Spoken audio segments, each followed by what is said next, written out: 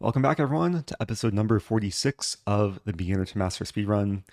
I am coming into today rated 1719 on a win streak of 141 games, and they really haven't been easy. Last couple episodes, I've been very close to losing, been getting very low on time. So I think today I'll try and manage my time better. I'll hopefully be more tactically alert and blunder less, but we shall see. Let's hop into the first game. Okay, first opponent playing some username 70 More Fins from Mexico. Opponent's taking time on the first move. Taking a lot of time. Are we going to have a game to start the episode or a non-game? We are about 30 seconds away from the game auto-aborting. Maybe I'll just use this time to meditate, try and get in the zone. Take a deep breath in. And exhale. Okay, it doesn't look like this game is going to happen. Okay, well, let's try again. New game. This time playing Magadan. Playing e4. And this time we have a game. I'm going to play knight c3. This is one of my more favorite Sicilian sidelines. And we'll go into a Grand Prix attack. I don't think I've played the Grand Prix thus far this speedrun. But it's a very easy opening to learn. Usually you get a setup like this. And now it's a question where the bishop should go. I think in this case the bishop is happier on b5. Because on c4 it would just stare into black's pawn chain. And let's castle. And the goal is to play d3 and eventually attack in the middle game. Very often the queen can swing over to the king side. Black plays knight d4. So this is a common move to try and exploit the bishop on b5. There are cases where white can just allow knight takes b5. I could also play a move like bishop c4 or bishop d3. There's also takes, but if takes and knight e2 and this pawn is a bit loose, so I'm actually leaning towards d3 here. Give takes, we trade, but white will be ahead in development. And there's also a6, bishop c4, b5. Black can gain space with tempo, but I'll be saving the bishop in that case. And with pawn d3, I do reinforce e-pawn, so I'm probably threatening to take in knight e2 and get a nice structure where d4 could potentially be a weakness. So, okay, black takes on b5, kicks my knight, I'll move back. And yeah, even though I lost the bishop pair, the nice thing is I do have a bit more development. I'm already castled. And I can already look for ways to expand the center. Pawn e5 comes to mind. That would allow knight d5. I might just stick with queen e1.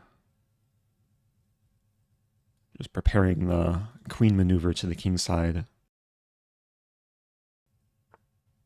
Okay, bishop e7. Yeah, let's go for queen g3.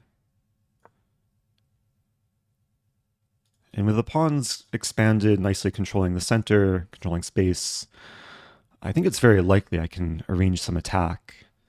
Now I'm looking at pawn f5. Open up the bishop. I mean, there is takes and could get a little bit double-edged. Also considering other options, like there's a4, which is maybe a slower prophylactic move, preventing b5. There's king h1, which is kind of slow.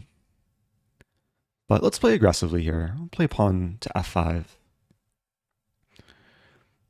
And the general rule is if you have already traded off one bishop, in this case I traded off light squared bishop, usually the pawns want to be on, in this case, the light squares. Just to make up for the fact I don't have a bishop to control light squares. And pawns on light squares also combine well with my dark square bishop. So black Played this pretty quickly, knight d5, offering the trade of knights. I mean, bishop h6 comes to mind as a mate-in-one threat. Likely would be met with bishop f6. But I'm thinking like bishop h6, bishop f6, and then knight e4. Just trying to put on the pressure. And there's king h8 there. I could play knight e4 right away. It's maybe a little bit more flexible. Yeah, let's go for this. So I'm not sure if I want to commit to this immediately, because black can easily defend, and then my bishop could get attacked on h6 once the king moves. But it's looking pretty comfortable for white. I have some nice piece harmony with the queen and knights. I mean, a lot of attacking potential on the king side. Basically, both knights, the queen, the rook, the pawn, the bishop, all can exert pressure. And it seems like this last move from black, knight d5, it's not the most harmonious move. It does block the bishop, pawn d6. So yeah, I'm looking for the forcing lines like bishop h6, bishop f6, even the possibility of taking and then f6. Don't think that quite works though. And there's also pawn f6 right away. There's also pawn c4 to attack the knight. I could also slow play with bishop d2 and rook a1. Bishop h6, bishop f6. If I take and then take, not quite getting... Although I do have bishop h6, bishop f6, and then knight takes d6, hitting this bishop. This could get messy, but maybe that's the way to go. Yeah, I'm going to do this. It wins a pawn, it keeps initiative. There might be some cases where I lose a pawn on b2, but then I'm still keeping initiative. And I think currently, like, black's only move is bishop f6. It's a situation that black should probably realize they have only one reasonable move, just play it right away. I mean, g6 would lose the exchange. So yeah, I'm going to take the pawn. It does seem like the queen is overworked because it's defending the knight and pinning the pawn, so saving the bishop. But I don't think there's any way for black to exploit the queen. I am hitting this bishop. Probably expecting bishop c6 here. And then I'll look to play knight e4. Bishop c8. So pressuring f5. And now I could take. I'm also looking at knight e4, takes and then takes and then takes. And there's also the prospect of leaving my knight here and retreating my bishop, even playing like bishop g5. It looks really interesting.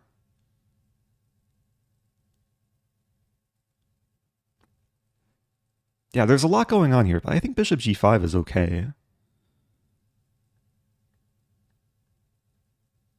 So now I'm basically pinning the bishop to the queen. So bishop takes b2 isn't possible. Bishop d4 check, I just take, and that's good for me. And the bishop's supported by the knight. So if takes, I take with the knight, unleashing the rook. Queen defends both knights. And even though black's queen attacks both knights, yeah, I don't think black has any tactics here. I think very soon the knights can coordinate nicely. Maybe knight e4 and f6. Maybe knight ge4. And usually a knight on d6 is what I like to call an octopus knight. Just deep in black's position, has 8 tentacles. Usually it's nice if the knight's supported by the pawn, but in this case it should have enough support. So queen f6 is attacking b2. I mean, I'm thinking knight e4, I sack the pawn, and then I go for the kill. Yeah, let's go for this. I hit the queen. So expecting either queen d4 or queen takes b2. Queen d4, of course, I have to get a check, probably king h1.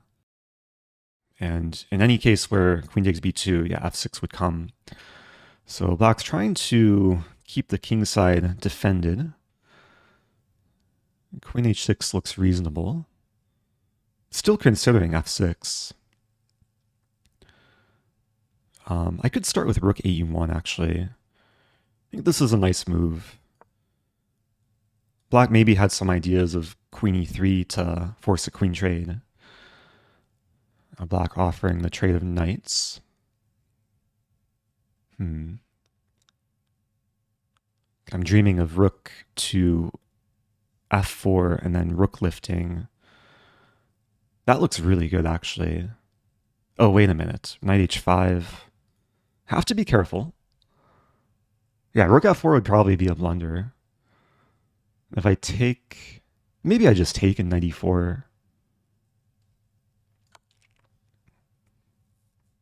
It's actually going to be a similar situation to what we had a few moves ago. My knight attacking the queen, and f6 is very likely to come. King will sidestep. I guess black does have time to play f6. Instead, bishop e7, so I'll play f6 myself. And I think we're going to see a very typical mating attack with a pawn on f6, and then the queen trying to work its way to g7. I'd be very surprised if black can survive this. I think the main try is probably king h8, rook g8. But if we imagine king h8, queen h6, rook g8, I'll probably have knight g5. Or definitely have knight g5. There's also an idea rook f3 to set up the sacrifice queen takes h7 and rook h3. But rook f3 might run into g5. So let me take my time just to make sure. Knight g5. There's bishop takes g2, king takes g2. And yeah, there's like one spite check, the rook will block. Looks pretty good. Yeah, I'm pretty sure this is force mate.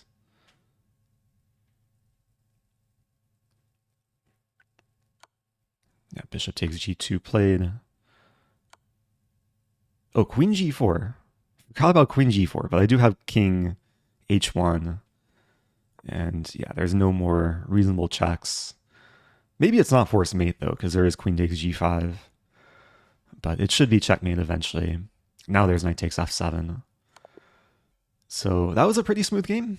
Yeah, I think nice example of the attacking potential that you can get from a Grand Prix. If we just go from the beginning, yeah, maybe bishop b5 was a little bit too soon. Like maybe it's worth playing g3, bishop g2 in this line, but I mean bishop b5 is still an active choice, and we saw that okay, even if black is able to trade off knight for bishop, white still has a nice lead in development and pretty easy play going into the middle game. And yeah, I was happy with this move, f5, takes. Engine isn't super impressed for white. It's actually slightly preferring black after rook e8, and maybe eventually bishop f8 and pawn d5, and black is solid. But yeah, as we saw in the game, after knight d5, I think the play flowed pretty nicely for white. Was able to win the pawn on d6 and keep the pressure. And especially with this pawn on f5, I mean, f6 was almost always looming. It was pretty hard for black to neutralize the attack. Probably should have played f6 in this position, but it's still looking really nice for white. I'd be up a pawn, and engine giving a huge plus after knight d6, preparing rook to e7, which is pretty hard to stop. Also, yeah, if rook a7, there's rook e4, and rook can swing over. So life would be pretty good for white. And yeah, the final moves of the game, I think were pretty smooth. So nice instructive game to start the episode. Let's do another. Okay, next opponent playing Nosen. Almost resembles my last name. Let's play a king's pawn, and we have an Italian. Yeah, the previous episode we had two very intense Italians. This time we're having an Evans Gambit. Okay, so against the Evans, it is best to take the pawn. And I believe I encountered this at least once so far in the speedrun. Main line is bishop a5, which I'll go ahead and play. And I'll have to try and remember the theory here. It's like if I play d6 too soon, there's pawn d5, knight moves, and then queen a4, winning the bishop. Although then I have c6. Is d6 the main line here? d6, d5, knight e7, queen a4. Yeah, pawn c6 would save the bishop. I'm already forgetting like what the move is. I'm pretty sure pawn takes pawn is a line, but it's, I think, pretty risky. Like takes and then castles and center opens up, black's underdeveloped. Pawn here takes. I really need to look up the theory of this afterwards.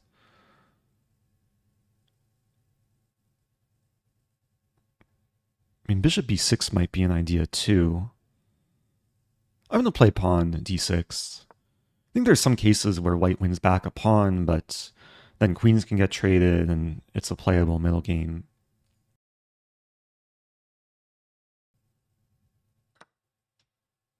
And we might see that play out. Like if I take the pawn, then queen b3, maybe it'd be a little bit unpleasant. If I take this way, there's takes, and then takes. Oh, and then bishop takes f7. Okay, I have to be really careful here.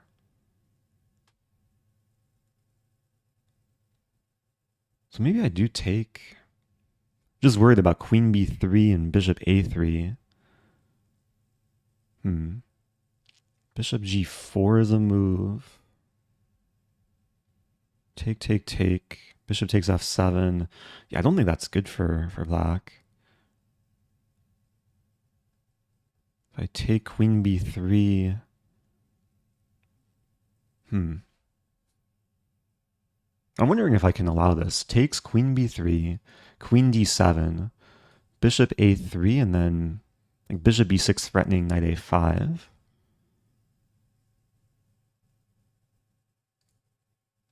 Let's go for this.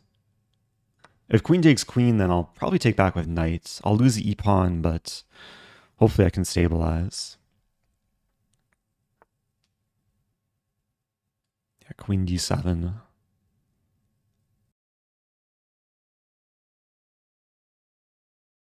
And one reason for queen d7, not queen e7, is because, yeah, the bishop's ready to come in and attack.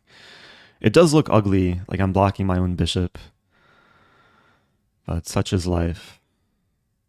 And rook d1 is actually coming, so you have to be really, really careful here.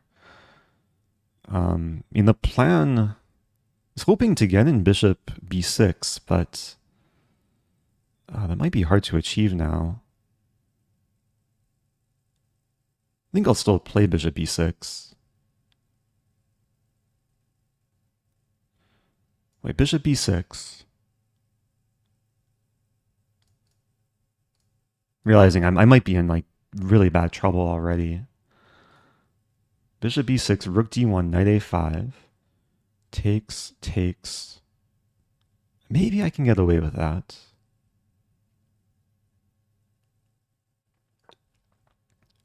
So the plan is to counterattack the bishop. White's blitzing out. So knight a5, takes, takes. Let's try it. It's getting really messy already.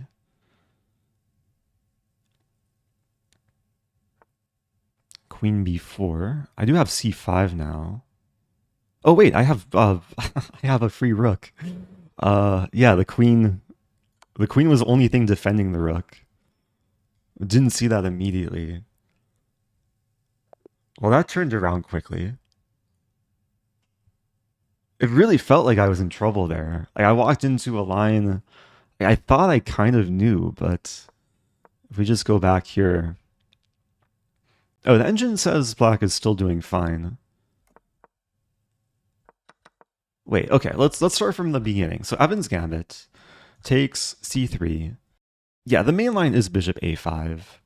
There's other lines with bishop d6 or bishop e7 which are also playable. Bishop a5, pawn d4. And I'll admit, like, I haven't studied the theory in this line in a long time. Apparently, yeah, pawn takes d4 is like the main line. But what I did d6, it's also fine. And takes, and I see the engine here is recommending bishop g4, which I had briefly considered. I was just a little bit scared of queen b3. Oh, but now it's saying I could take on f3, lose f7, king f8 takes. Yeah, maybe this is okay. Like even though black loses casting rights, knight on e5 ends up being very, very strong. But this is the thing about Evans. Like it can guarantee a really sharp position from early on. And if black's not prepared, it can be very easy to go wrong.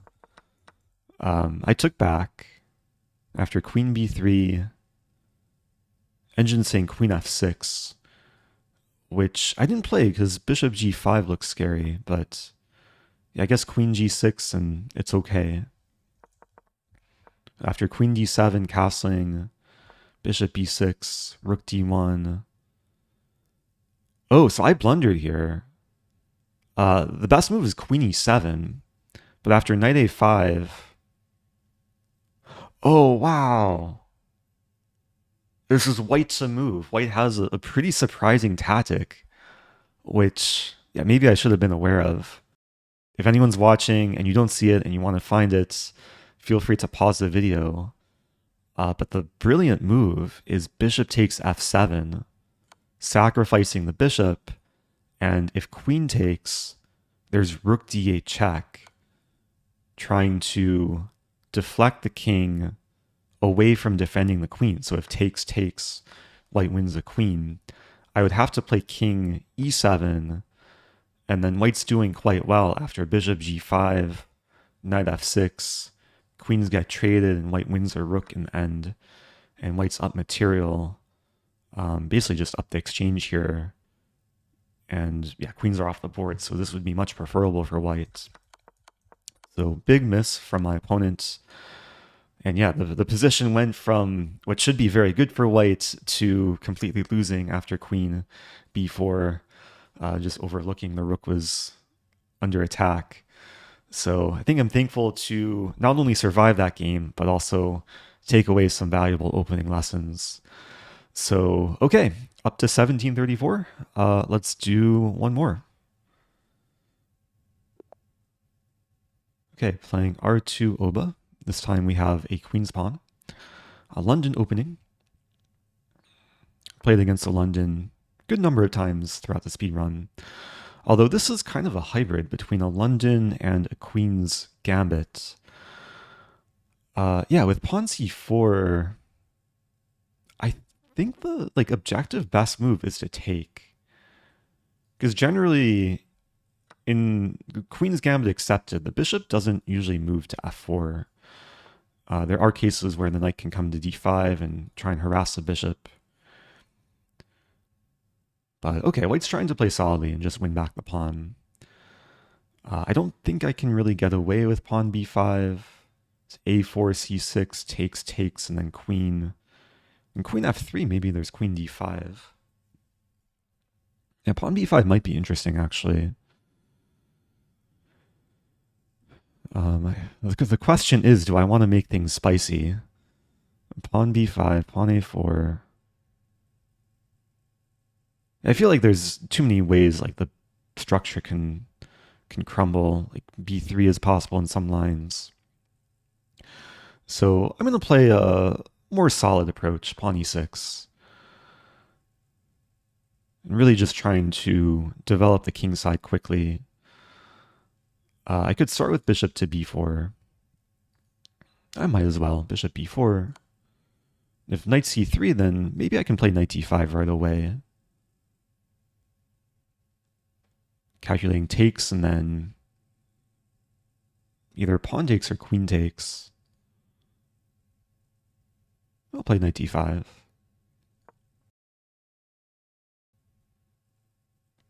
And there are lines where takes, and let's say pawn takes, queen a4. I'm not losing the bishop because I have knight c6, blocking the check and defending the bishop.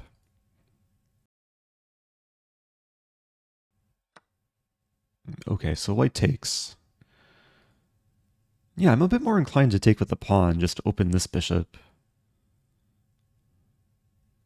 I mean, taking with the queen also maybe has its own benefits. Hits a pawn on g2. And then I could consider like fianchettoing and going for c5 in the middle game. So really trying to judge what structure I want to go into. I think I'm still going to take with a pawn. Because this way white's center won't become too powerful. And my queen coming to the center probably would walk into the queen having to move again once the knight would be unpinned. So we'll keep going here, castle kingside. And we'll try and play solid. Pawn c6 I like to start with. Just reinforcing d5.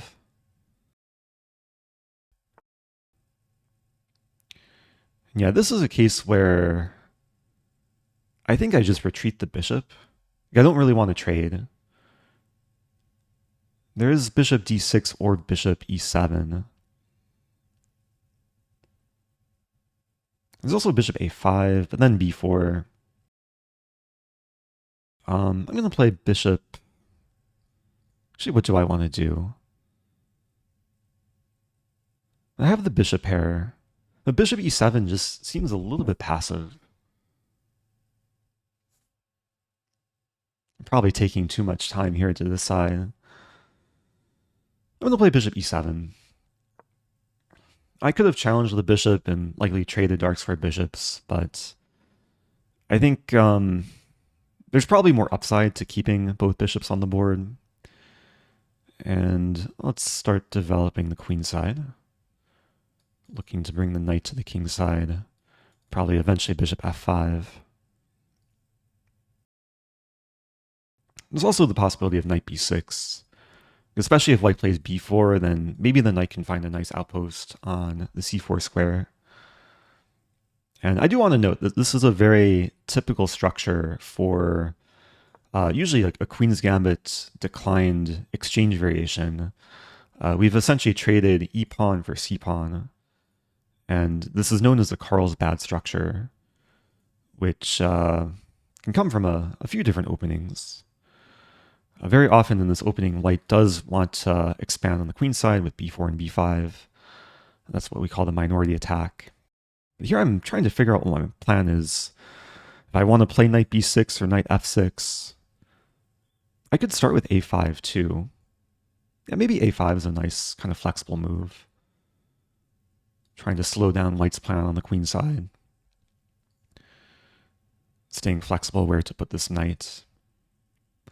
There's also the idea of knight f8 to g6. Sort of a Spanish knight walk.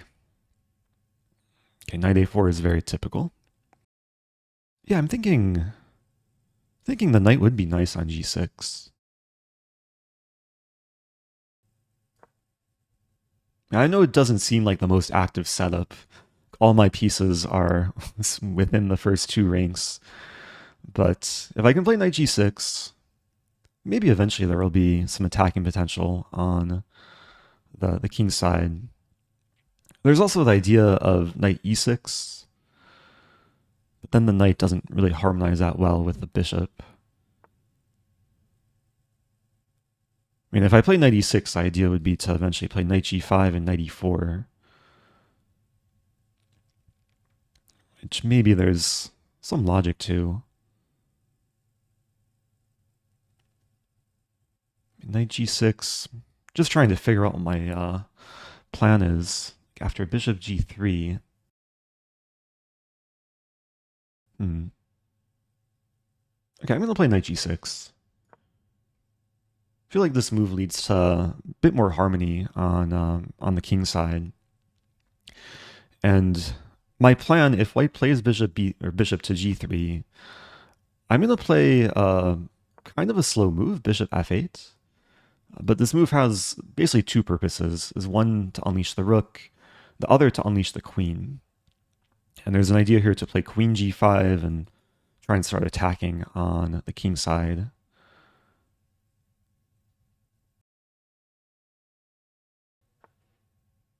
White plays knight c5.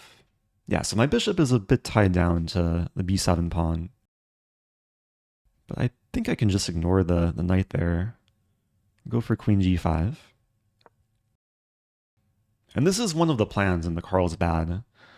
Like when you're black and you have this structure, there are many middle game positions where you can try and orchestrate a kingside attack. And even though I haven't developed this bishop yet, it still plays a role in pressuring the kingside. Hitting the pawn on h3. The plan is probably h5, h4, make the bishop move and try and win this pawn. Queen b3, so white's applying pressure. And honestly, I think I just ignore it. Like pawn h5, knight takes b7, pawn h4. Yeah, that looks good. I think white probably should have played pawn b4 a bit sooner and go for the minority attack. But now white should be very careful on the king side. But white's ignoring the king side, taking the pawn. So, I mean, I don't have rook b8 because the bishop controls b8, but I think I'll just start with pawn h4. And once the bishop moves, hopefully be able to take on h3. There is a forcing move, bishop f4. But I think after bishop f4, I take. And if knight takes, I pin and win the knight. And if pawn takes, so bishop f4, okay, well, never mind. White's not going for that. Can analyze after the game. White's attacking my rook. So now I have the option to take the bishop or take the knight. Taking the knight first looks way more clean because takes and then takes. And I'll be threatening mate. If I take the bishop and then takes, yeah, that's a bit more messy. I'm calculating takes, but let's go for this. I've already burned a decent amount of time.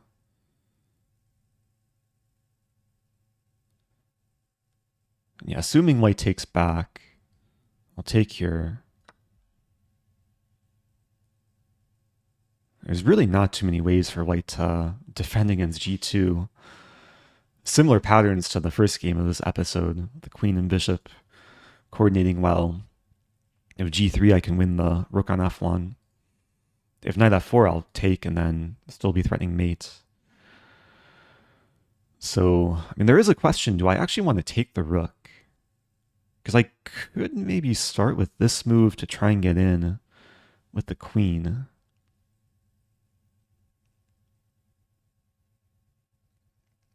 I think a lot of people would take the rook, but queen g4 seems a bit more attractive.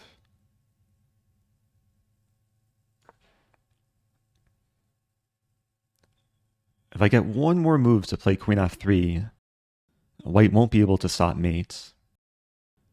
And in this position, I mean, I'm attacking the knight. Maybe the best try is knight f4, which covers g2. Oh, f3. Actually missed f3. Yeah, I can't take the pawn. But I can play queen d6, or queen to e6. Attacking d6, hitting e3, the rook's still hanging. Should still be pretty good for black. f3 was a good find from white, though.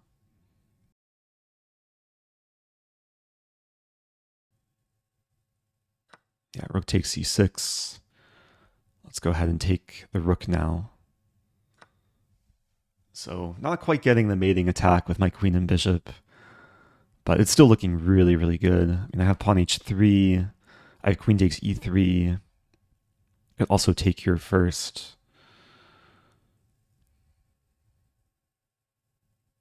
Of course, don't want to take too much time. I'm going to take first.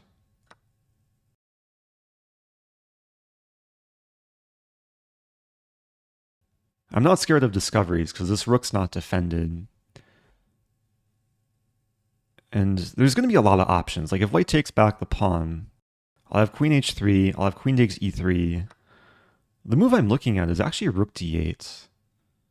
Simply trying to win the bishop. Guess then there's queen b6. But then queen h3. Yeah, let's go for this. There's probably a lot of good moves for black there, but this looks like the most clean line.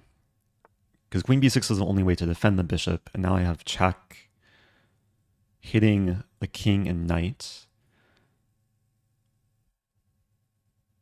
And the plan is to eventually take and then win the knight. Or I could play check first. I have a mating attack.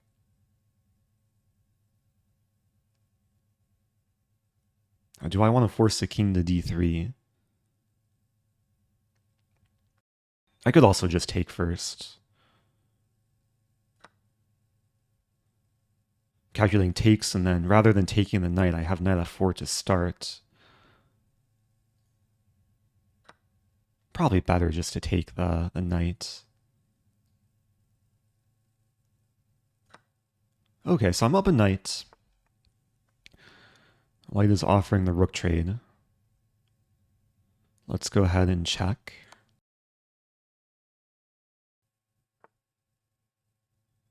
And I want to win the pawn with check, but that might be hard to do. Calculating knight f4 takes queen e2. Right, rook d8 was a good move.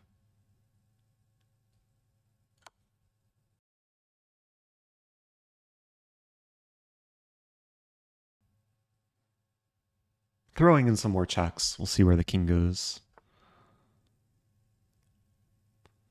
Queen c4.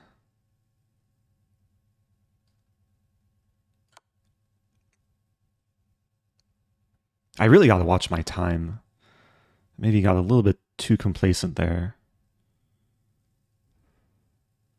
Eventually I'll take on e3. Okay, well now I can take the pawn with check.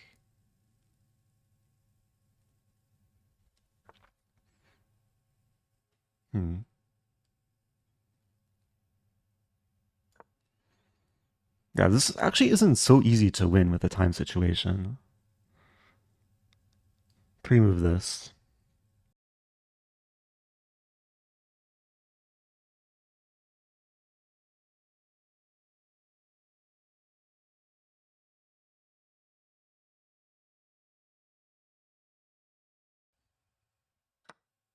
Ooh.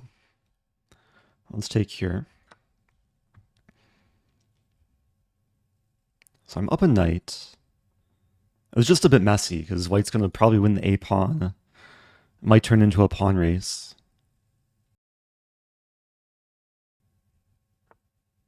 Let's start with another check. King takes, I have rook a8 check. Pawn b3, good move.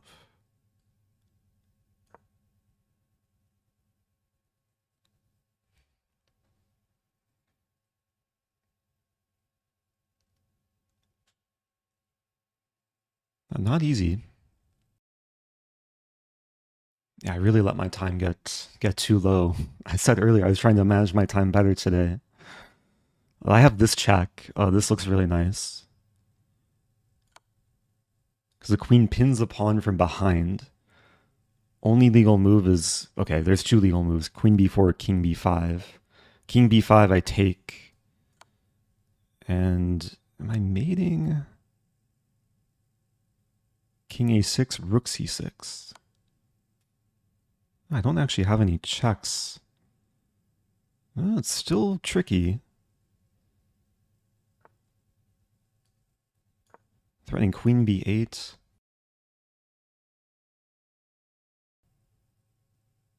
Rook b5, queen e6.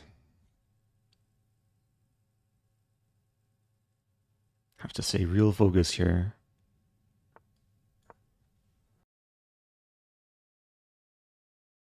Eventually the knight should come in.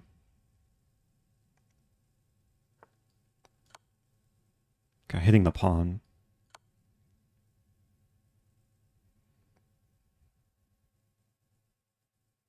Rook b6, I have knight d7. King moves up, I have this. Queen moves here, I have check. Yeah, looks like I'll be cleaning up. Because now this, I have this.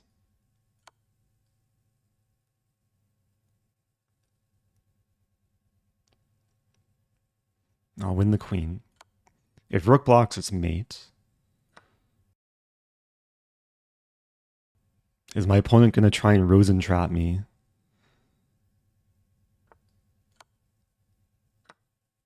Okay, let's start pre-moving.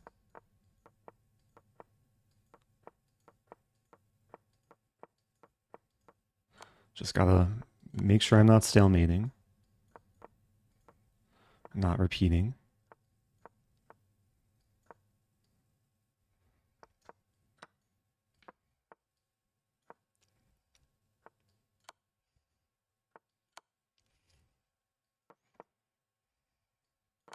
Okay.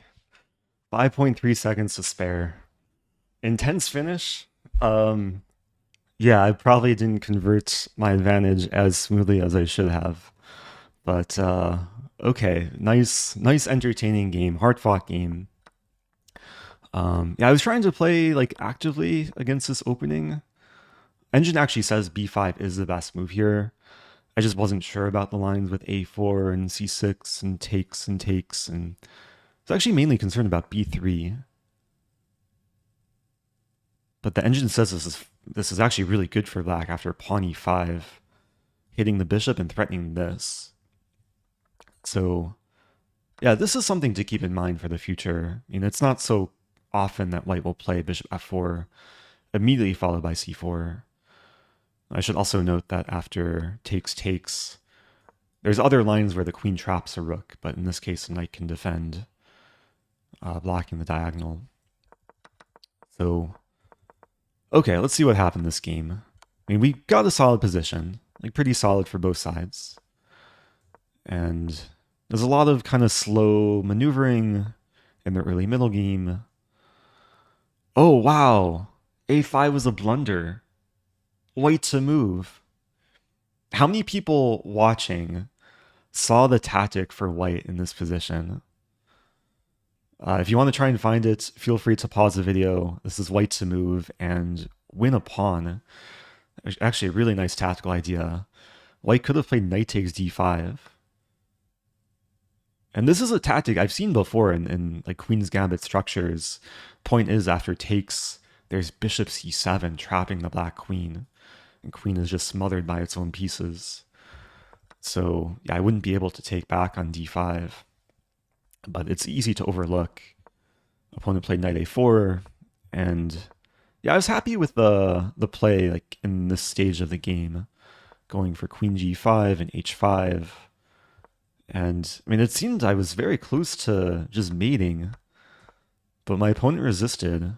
I played queen g4, queen e6. Yeah, it's completely winning for black. Rook d8. But even completely winning positions still can take a lot of effort to convert.